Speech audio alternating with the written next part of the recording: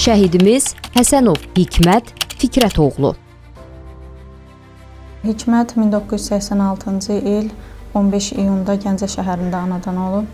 1993-cü ildə Mirzə Şəfi Vazeh adına Gəncə şəhər tam orta məktəbinə daxil olub və məktəbi bitirdikdən sonra həqiqi hərbi xidmətə yollanmışdı. Ağdamda Ensali hərbi hissədə öz xidmətini başa vurduqdan sonra onun hərbi marağı var idi. 2018-ci ildə hərbi qulluqçu kimi işə başladı. Müharibə vaxtı sonuncu evdən gedişi 2020-ci ilin sentyabrın 20-sində oldu. Sentyabrın 27-sində müharibə başlayan günü səhər saatlarında 8-in yarısı idi. Bir dəfə zəng elədi. Onda uşaqlar yatırdı deyə bizlə danışdı. Sadəcə uşaqlarla danışa bilmədi.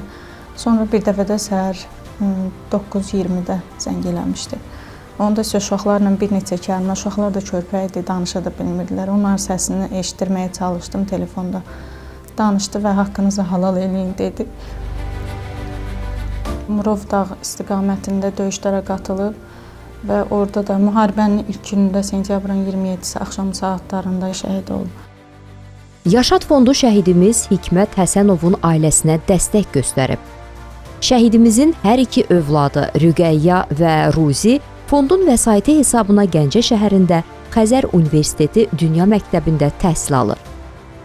Onlar fond tərəfindən gerçəkləşdirilən müxtəlif tədbir və layihələrin iştirakçısı olub və məktəbli ləvazimatları ilə təmin ediliblər.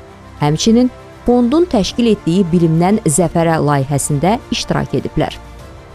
Yaşad Fondunun hesabatları və xərclənən vəsaitlərlə bağlı ətraflı məlumatı Yaşad.gov.az rəsmi internet saytının hesabatlar bölməsindən əldə etmək mümkündür.